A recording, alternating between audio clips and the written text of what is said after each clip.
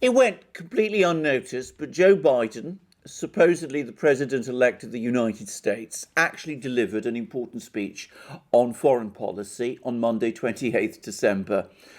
I say unnoticed because barely anybody in Europe, and certainly not in Britain, wrote about it. And I've noticed that it didn't attract much attention in the United States either.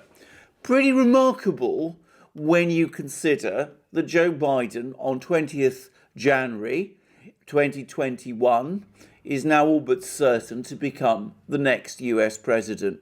I have never known any time in my life when there has been so little interest in what the future American president has to say on foreign policy. I think part of the explanation is, frankly, the way the speech was delivered. I was listening to the broadcast that you can find on Joe Biden's website, listening to how he spoke, and as many have noticed, the man looks tired. He doesn't really seem very energetic or dynamic. He doesn't make his points very forcefully. He shows his age, and he doesn't give the impression of authority that an American president really needs to in order to convey an impact. But beyond that, there was so much that was problematic about the content of the speech. Firstly, it was filled, as always, with cliches. This has become a hallmark of Joe Biden's speech style when he makes these set-piece speeches. It reminds me very much of the kind of speeches that his friend and political patron Barack Obama used to make when he was president and also talked about foreign policy. The result is that the speech is boring, long, difficult to follow, and very, very dense. But put all that aside, let's try to make some sense of what the future president's priorities are. Firstly, he said really very little about anything. Most of what he was talking about was concerned with the former, or rather I should say the current US administration, that of Donald Trump. If you expected the presumptive president of the United States to talk about the threats and challenges that the United States faces in the international system, you really wouldn't have got them here. Mainly, it was an attack on Donald Trump, a suggestion that Donald Trump has been the problem.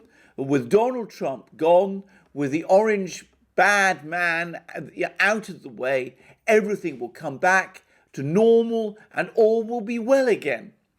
The second thing is that anybody who was expecting some really strong words about Russia and about how the Russians are interfering in the US, in US politics, how they pose this great existential threat to the US, will be disappointed. Joe Biden had almost nothing to say about Russia at all. He mentioned it once by name, briefly and in passing, and when he talked about the solar winds hack, he actually was extremely careful not to identify Russia with it, and nor did he speak in any obvious way about retaliation against Russia for it. It was actually remarkable how Russia simply didn't feature in the speech at all.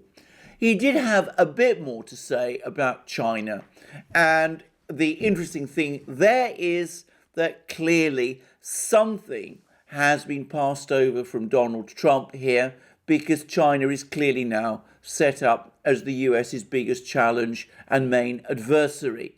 But having said that, there wasn't really very much about China either.